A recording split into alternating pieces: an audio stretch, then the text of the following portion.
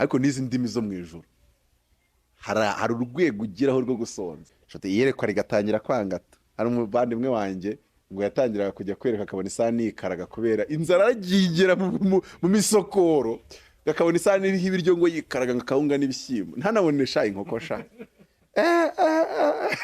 Abaza mugenzi bati uku niko abandi mwerekwa, ndavuga ati yo ni inzara sha, baguha ibiryo uryiyo ni inzara.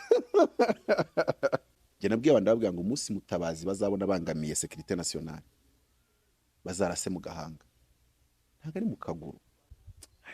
Igihugu ntago kirindishwa amagambo, ntago kirindishwa zo meni ze drere ze pain, izo za tayin mujye mujyana kanyarira. Igihugu kirindishwa inkota, ntago ari guhumamagara ari Mutabazi turashaka kugira premier ministre mu Rwanda, mubanze mu iminsi 7 mbanze mpamagari yampamagaye, kandi ndimugira ibyago ntivugane nanjye, ubwo mushaka undi muha.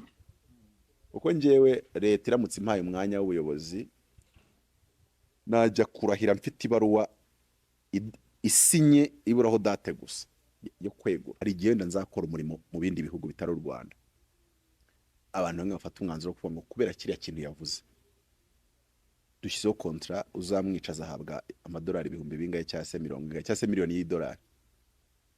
Ubu rero Mutabazi niba ari umuntu utekereza ko nakabaye mfite ubwoba, hari igihe nzashyirwaho hazaba hari contract kibunza hanze kuko umuntu warishyira mu gahanga kanjye yahabwa miliyoni y'idolari. Uko Mutabazi ngize ubwoba uyu munsi nabangaragaje kumuhamagara unaniye. Mumfashe dushimire aba bahanga Relax Life Center. Muri uru rugo n'uwazahaye hava ari injege, bamukorera isuzuma rusange bakareba imikorere y'umubiri, maze abazahajwe na amibe, igifu, umwijima, indwara z'ubuhumekero, ibibazo byo kutuzuza inshingano z'abashakanye, indwara z'imitsi n'izindi, bakazibamururaho bakoresheje inyongeramirire n'ubundi buhanga nka reflexology massage yongera ubwirinzi bw'umubiri ikarinda na stress. Bagukorera imbonerahamwe y'imirire ijyanye n'ikibazo ufite, maze mbere yo kugusezerera ukongera ugakorerwa isuzumwa rusange kugira ngo utahe ntacyo utaka. Uvuye kuri gare ya Kimironko utaragera ku rusengero rwa Foursquare Gospel Church urabona icyapa cy'ikigo Relax Life Center. Telefone ni 0788302368.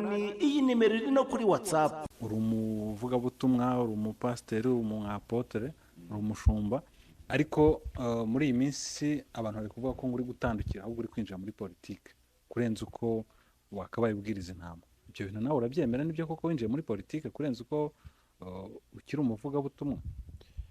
Abantu baba bavuga ko ntandukira kiretse nimba nabandi gutandukira ku kazi bampaye, ngo ku murimo bampamagariye. Barampamagaye kuko baba banafite kontra y'ibyo bampamagariye, babasha kubona ko ndi gutandukira. Ariko ubwo nahamagawe n'Imana, ibi bintu ko nabivuze kuva kera mbese, avuga ni nk'urugero ijambo 4e dimension narivuze kangahe muri media muri iki gihugu, mvuga iyerekwa nagize Imana imbwira ngo uzankurira muri 4e dimension. Rero ntago Mutabazi yatandukiriye, Mutabazi ari gukora muri 4e dimension. Rero abatabizi 4e dimension ubundi ni iki, cyangwa se abatarabyumvisha? 4e dimension dimension ya mbere ndi kuvuga ibyo nabwiwe n'umwuka w'Imana ko nabibwiwe mu nzozi. Ntago ikintu gitangaje ijambo 4e dimension bwari nabwo bwa mbere ndyumvisha kuva navuka, ahubwo nyuma naje gusanga David Yongcho yaranditse igitabo kuri 4th dimension kuri 4e dimension, nsa gusanga Albert Einstein hari byavuze kuri 4e dimension muri mathématique cyangwa se physique, nza gusanga hari 4e dimension muri philosophie. Donc 4e dimension yaravuzweho n'abantu benshi, ariko nagiye kwisacinga kubera ko nayumvishe mu yereko. Icyo genda ndabyibuka Imana arambwiye ngo dimension ya mbere n'abantu bakorera iteka muri onction mu mavuta yo kubwiriza, preaching.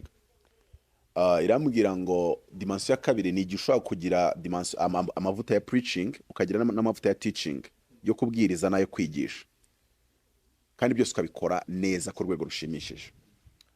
Irambwira ngo icyo gihe ufite dimension ya kabiri. Icyo gihe irambwira ngo ariko dimension ya mbere n'iya kabiri ntago zubaka ubwami bw'Imana cyane. Numva ndibajije gute? Okay, irambwira ngo dimension ya gatatu n'iya kane nizo zubaka ubwami bw'Imana, zagura ubwami bw'Imana cyane, zagura kwagura. Kubera twese dufite inshingano yo kwagura ubwami bw'Imana, to expand the kingdom of God. Noneho uretse ko abantu benshi nta n'ubasobanukirwa ubwami bw'Imana ari iki, nicyo kibazo cya mbere. Abantu bazi dini, bazi no kujya mu ijuru, ariko ntago bazi ubwami bw'Imana icyo ari cyo. Biriya mba ndi gukora umurimo w'Imana, ntago mvuga ngo nkora biriya nkanakora umurimo w'Imana, biriya mba ndi gukora bari umurimo w'Imana mba ndi gukora, cyane cyane ko byinshi nanabikora mbivanye mu byanditswe byera, nkavuga ni wenda ibi bintu mvuze hano bijyanye na verset biblique yo mu migani aha n'aha. So mu by'ukuri rero yarambwiye ngo ninjye kureba umuntu wari utuye Gikondo, nari ntuye Karembure, nagiye nk'amasaha 2 n'amaguru ko byagomba ko nzamuka nkava mu mudugudu w'amahoro nkakwepa boutique nari mfiteho ibiceri 400 ibiceri 600 nari nafashe deni byagomba guca muri panya kugira ngo nkana abantu bace bagiye kujya mu ntara muri ino minsi zaguma mu ntara n'umuntu guma cyane atari mu bihuru byatari kugira ngo akadeni ka 600 francs rwande ugakwepa. Ndazamuka ngera Nyanza, ndamanuka Gashyekero, ndazamuka Gikondo, ninjirayo. Imana yari muntumye hirambwira ngo mubwire ngo azayikora muri dimension ya 3. Ndayibaza ni se dimension ya 3 ndamubwira kari yihe. Irambwira ngo umubwire ngo dimension ya 3 agomba kuba preachinga nk'iya mbere. Gupreachinga nk'iya mbere mbisobanure ni umuntu ushobora kubwiriza umuntu wambariye ku bihereko akaza akabishyira ari ati mu nsengere hizwe, uwo mubwiriza kabisa arakubwiriza waba uraye ugataha ufite kwizera nk'uko umuntu utunze indege kubera ijambo yakwinjizemo ry'amavuta yo kubwiriza preaching. Noneho iya kabiri yarambwiye ngo ashobora kwigishwa agira ngo mwageze kuri university ruhande, akagusobanurira kubyarago bwa kabiri, akagusobanurira ubutatu butagatifu, ukumva urabyumvise kandi uvuga uti ndabyumvise nanjye nabisobanurira abandi. Ati uwo muntu aba ari dimension ya 2. Dimension ya 3 rero irambwira ngo uretse ibyo by'iya mbere n'iya kabiri ko nawe ababifite, ngo ikimugirira dimension ya 3 nuko abiya mbere n'iya kabiri avuga ko Imana ikiza indwara ntagire nimwe akiza, akarinda yisazira, akabwiriza yuko Imana ikubita hasi amahembe akajwigiriza umuntu ari mu rusengero nawe ahari ntagire icyo amufasha. Atari ko dimension ya 3 ikimugirira 3 nuko we ashobora kwerekwa, ashobora guhanura, ashobora gusobanura inzozi, ashobora nyine gukoreshwa noneho hakagaragara na bya bimenyetso bigaragaraza imbaraga z'Imana, gukiza indwara n'ibindi. Mu gihe nkiri kujijinganya no gusobanukirwa ibyo ari kumbwira ko nari nsinziriye mu iyerekwa, ryajwi rirambwira ngo iyo noneho impa nk'urugero kuko riri kumva ntabyumva. Amwira ngo iyo mu rusengero uwo muntu arimo hinjiye umuntu warozwe asohoka yakiza kubera ari dimension ya 3, ariko mu ya mbere n'iya kabiri ntawe ukira. Bahora babwiriza Yesu ukiza, bahora babwiriza Yesu wirukana uburozi, utesha agaciro imbaraga z'abadayimoni, ariko bikaguma amagambo, ibikorwa ntabyo ubona. Usanga harimo ministeri zitajya ko ubuhanuzi bubaho, zitajya ko indwara zasengerwa zigakira. Izo zose ari ministeri za dimension ya mbere n'iya kabiri. Ndetse nuziko muri Kigali tuzitunze. Buriya nk'abadiveni dimension ya mbere n'iya kabiri. Mutabazi uko biza ari ibintu ngira ngo mbererekere, ndetse n'injye wagize ya mbere n'iya kabiri. Nese mbavuze ko batazajya mu ijuru, ni ya mbere n'iya kabiri. Bashobora kubwiriza, bashobora kwigisha bikarangirira. Ariko iya 3 ubwiriza nk'umwadeperi, ukigisha nk'umudiveni, nongeye kubyinterpreta amagambo aratuma mubyumva. Dimension ya 3 ubwiriza nk'umwadeperi, ukigisha nk'umudive, warangiza ugakoreshwa ibitangaza nkandese mbuzi izina mita nkubitaho ngaho. Mbese ibintu bya fire receive it nabyo bikamanuka, ariko bitari bya pirate bino badutubu. Ndabonye ikaboneka, mwumva ko Uwiteka avuga ikahaboneka.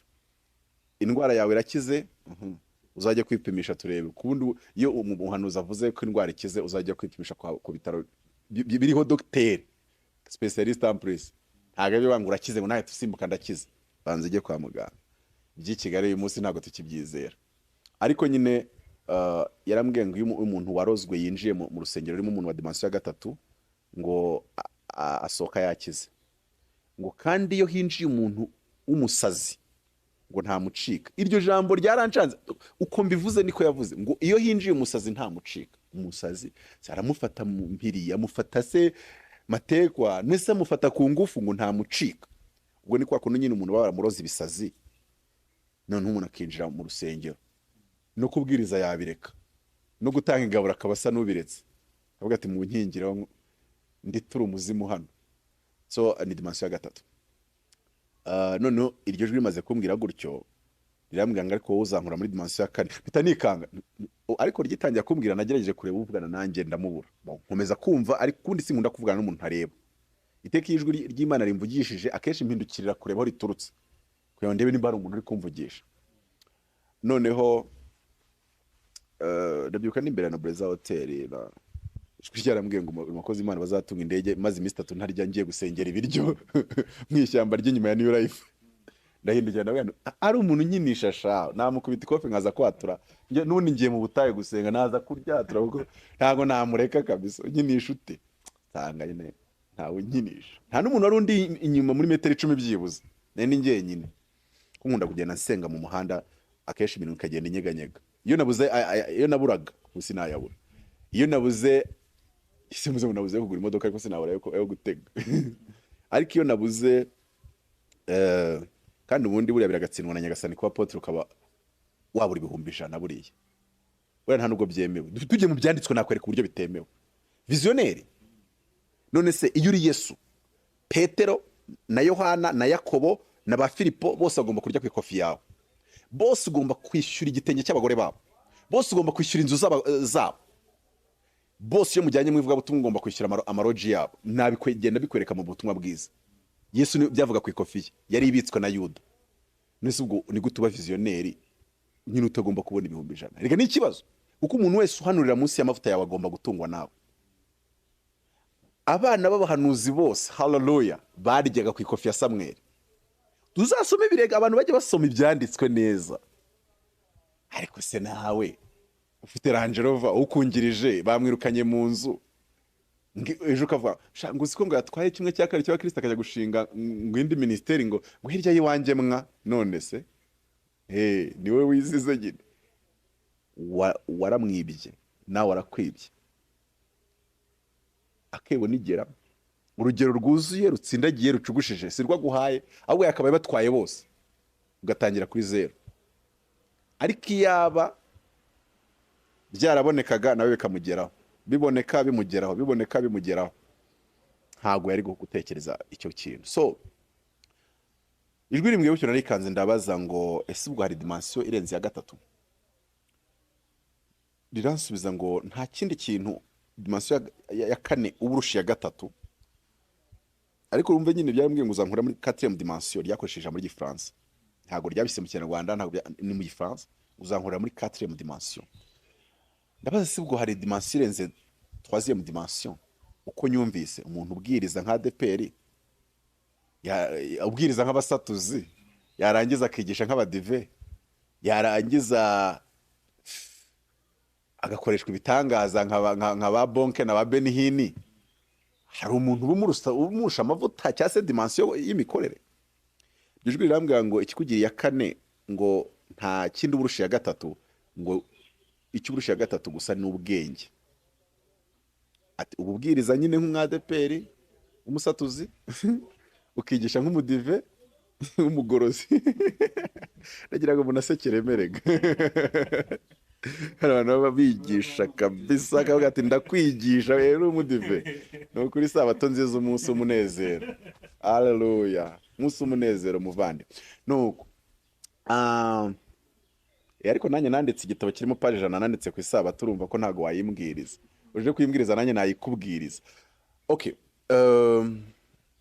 agakoreshwa ibitangaza nka ba Benihini na ba Bonke n'abandi noneho akaba nafite ngo n'ubwenge ku buryo n'abanyabwenge bisi batanemera Yesu ngo bamuhabuka cyangwa bakamutinya mu bwenge ntari kubyumva neza iryo shuri rirambwira ngo uwo muntu aba ari political and economical influencer none ibyo nanasobanura byose bishirira icyarimwe urumva icyo gihe nari muri cyagiye mari Mr. tunatetse wumva ayo magambo iri kumbwira byuzi yambwira nari kubundi yinza ari kwishe urabanza ukibagira igifaransa cyose hakurikiraho kugenda icyongereza ubireba banga igifaransa kirakama nukuri kuzuye umuntu yarampamagaye kuri telefone ambwira ngo praise the Lord ni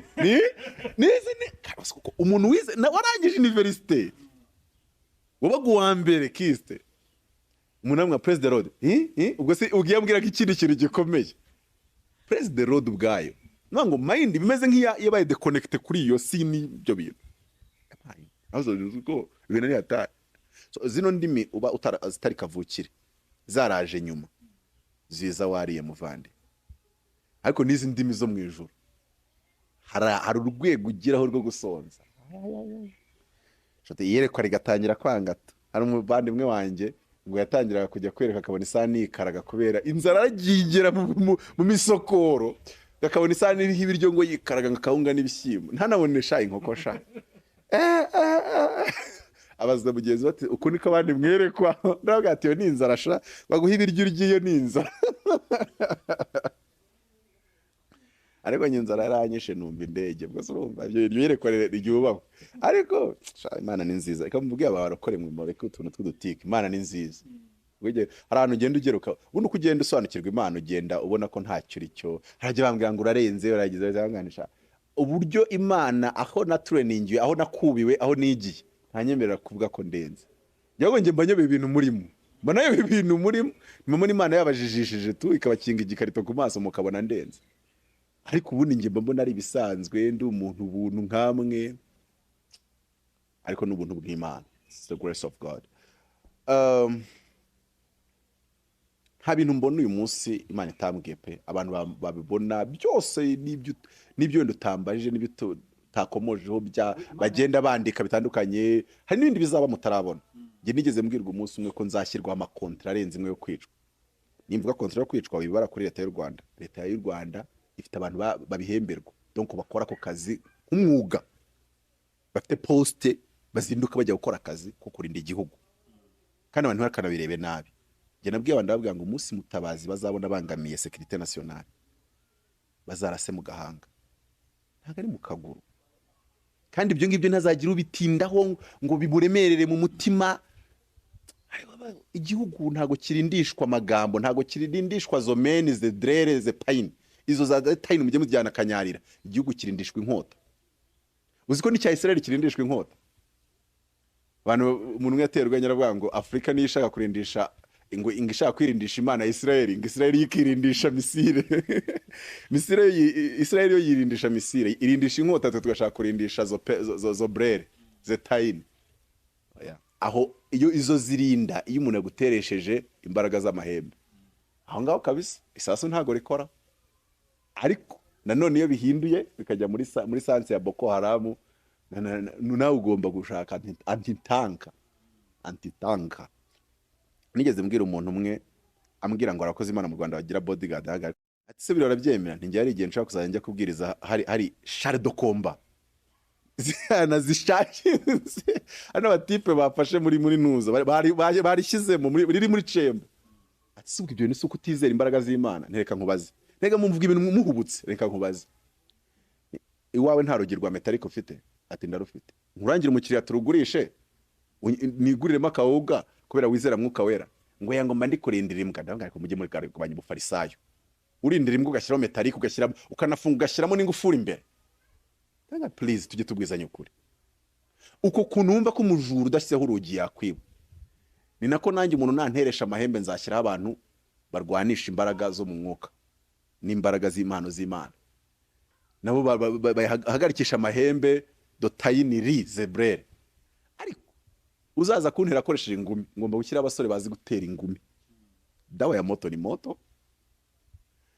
Nanone uzaza kuntera yitwaje icyuma, agomba gusanga hari abahungu bazi kugitera. Uzaza kuntera yitwaje ibiturika, agomba gusanga hari abahungu bazi guturika nabo cyangwa guturitsa. Keretse Imana ibimbujije, niko namubwiye ngo keretse Imana ibimbujije. So nayo ndi kuvuga ko nyine hari igenda nzakora umurimo mu bindi bihugu bitari u Rwanda. Abantu bamwe bafata umwanzuro kuvuga ngo kubera kiriya kintu yavuze dushyizeho kontra, uzamwicaza ahabwa amadolari ibihumbi bingahe cyangwa se 70 cyangwa se miliyoni y'idolari. Ubu rero mutabazi, niba umuntu utekereza ko nakabaye mfite ubwoba, hari igihe nzashyirwaho, hazaba hari aga contract kibunza hanze kuko umuntu warishyira mu gahanga kanjye yahabwa miliyoni y'idolari. Kuko mutabazi ngize ubwoba uyu munsi nabangaragaje kumuhamagara unaniye.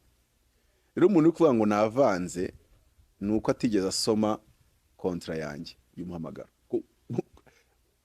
Kwa Kristo umuntu wese agira kontra ye, buri muntu wese agira kontra ye, kandi ntago wayikweba kuko nta nubwo Imana mu negose yijya kuyandika, iyizana yayujojeho ugasinyaho gusa. ntabwo byandi ngo kuri iyi ngingo ya gatatu ngo kosoraho gakana ngo nakariye.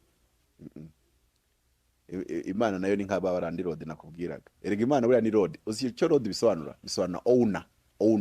Niyo mpamvu neba ngo you are my road. Buriya abantu benshi bavuga ibintu batumva. Ubuvuze ngo njyewe n'amano n'inzara byose ndi uwawe, I belong to you. Ariko ufite miliyoni 100 uri gutura 1,000 kandi kuvuga ko uretse ibyo utunze, ibyo ntunze naje ubwanje n'iby'uwo mucunguzi kureba mu ishati ngo urebe ko harimo inote za 5 mu 70 ukareba iya 2 ukayikwepa ugafareba y'igihumbi ukayikwepa ugafata 500.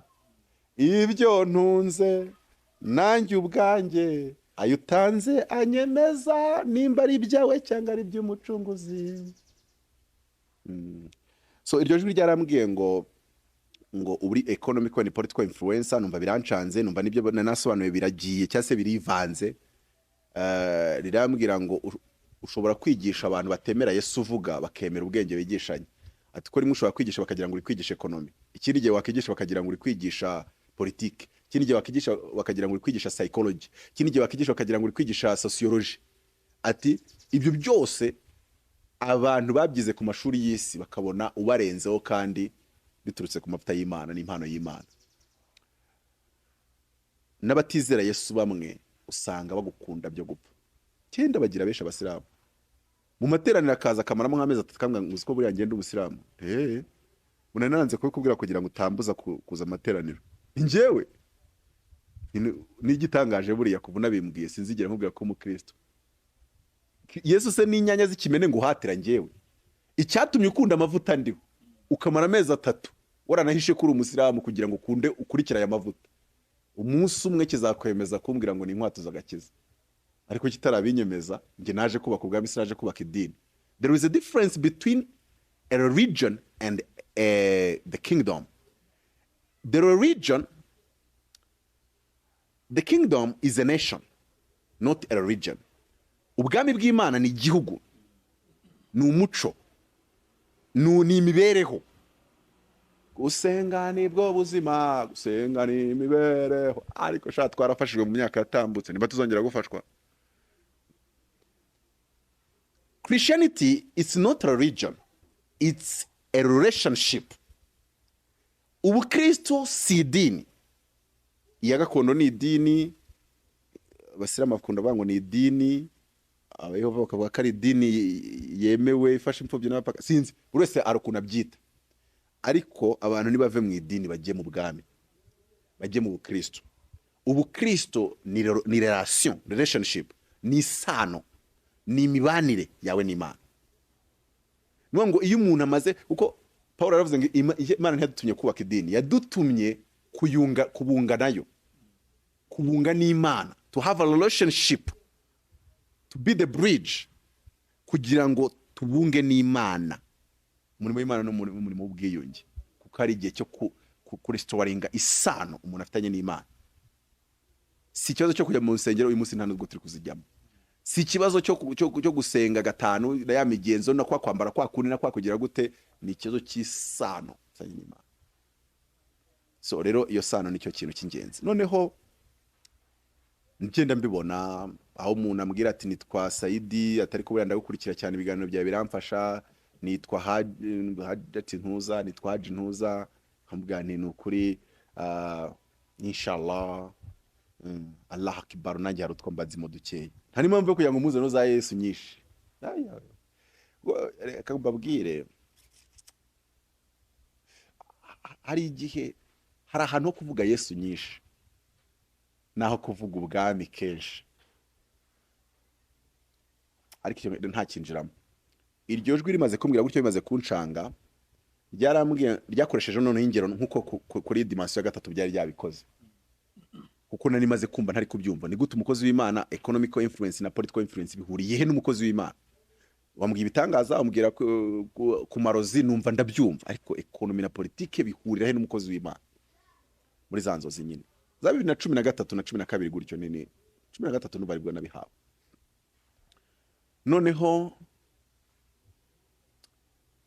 ingero ebyiri zo muri Bibiliya ryajwe rirambwira ngo Yosefu muri Egiputa yari economical influencer, yashobora kubwira umwami ngo muhunike 1/5 cy'umusaruro biboneke ku byo muri mugeze muri imyaka 7.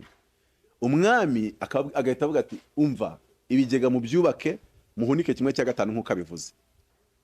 Nuwa ngo iryo jwi rambwira ngo ni umukozi w'Imana ushobora kubwira ubuyobozi ngo mu bukungu mukore iki na gutya na gutya na gutya na gutya, babikora nk'uko yababwiye, ubukungu bukazamuka bw'igihugu, GDP igihugu ikazamuka. Anuwa ngo umukozi w'Imana wa 4e dimension, igihugu arimo bigaragazwa n'uburyo GDP yakizamuka bitewe n'uruhare rwe agira mu biganiro bye, mu nyigisho ze n'ibindi bitandukanye.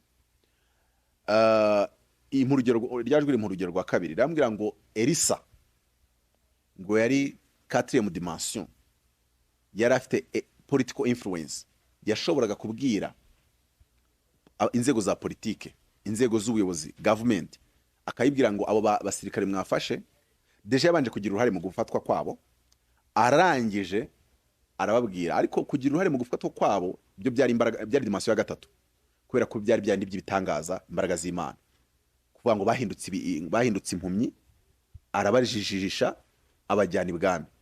Iriya ni dimension ya 3, ko ni ibitangaza, ni imbaraga z'Imana.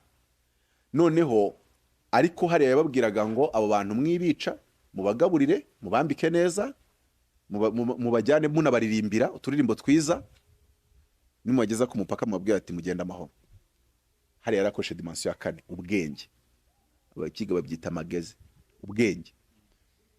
Nuwa ngo n'umukozi w'Imana ukombina umwuka n'ubwenge.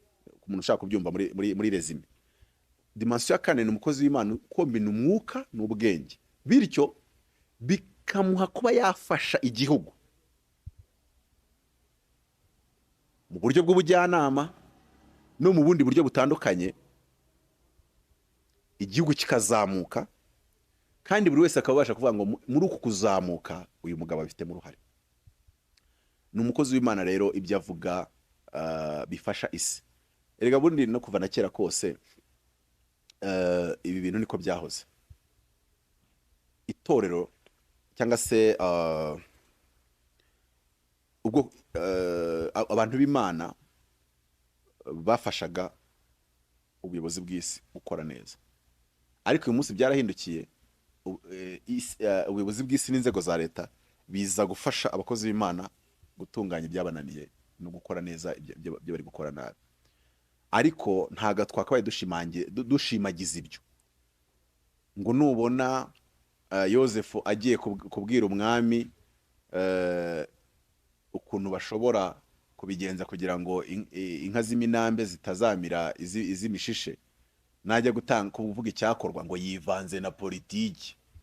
Izubundi bazabanje bagakura Yosefu mu ntwari zo kwizera kubera ko yivanze na politiki.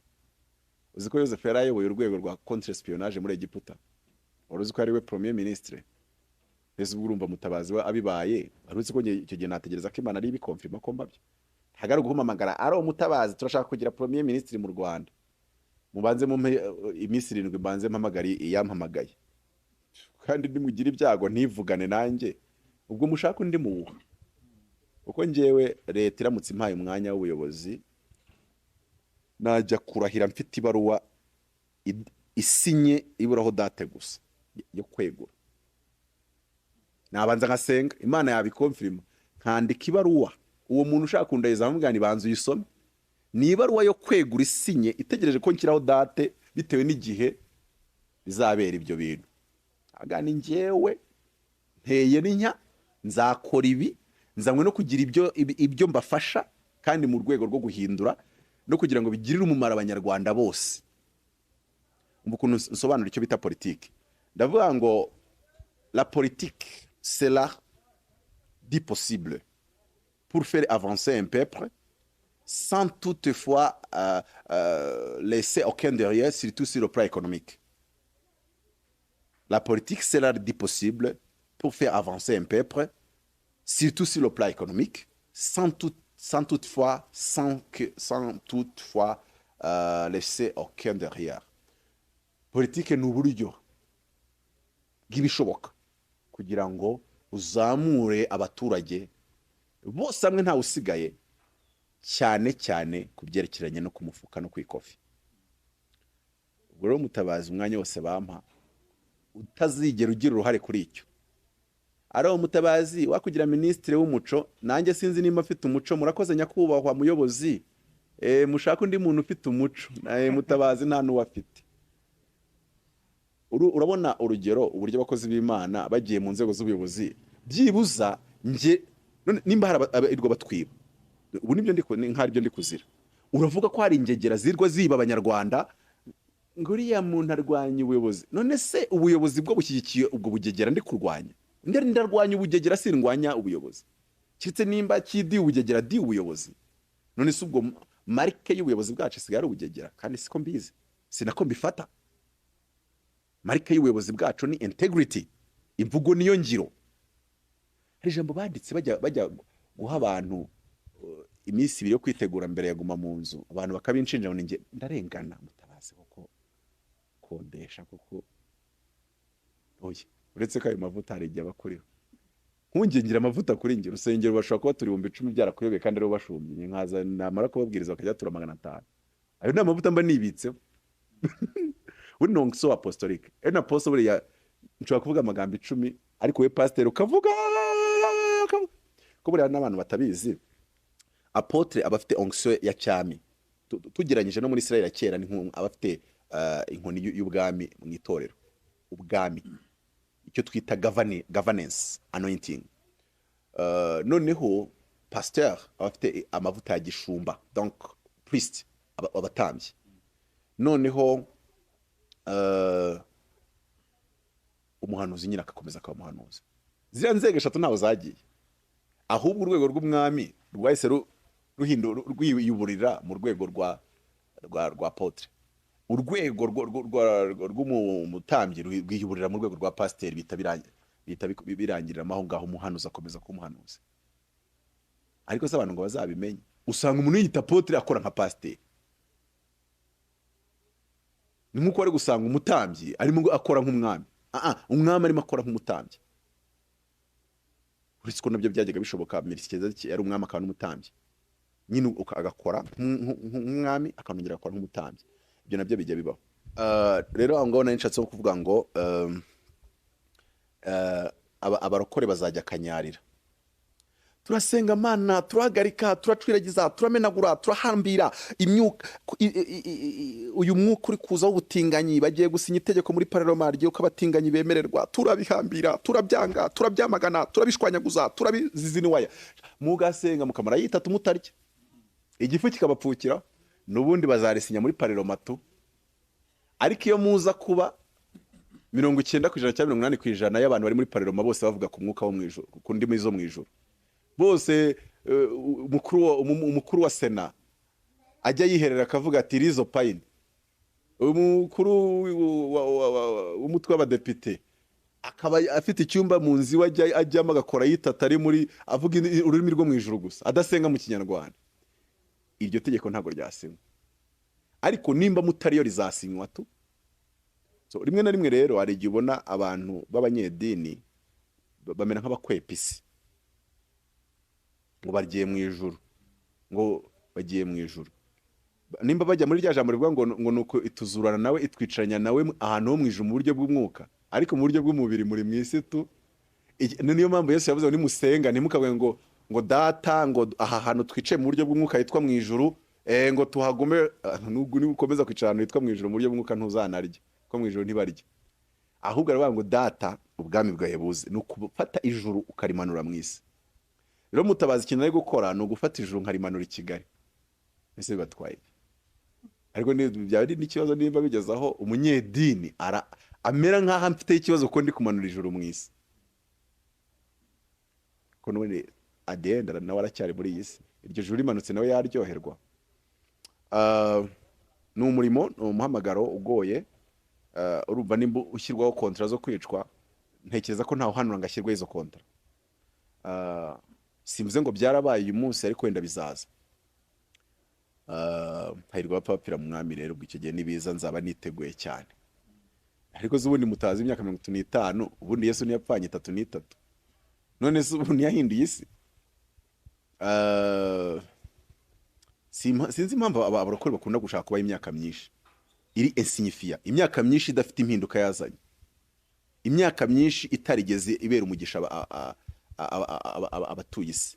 Mu by'ukuri rero reka mvuge ngo Mutabazi ntago ndi muri politike,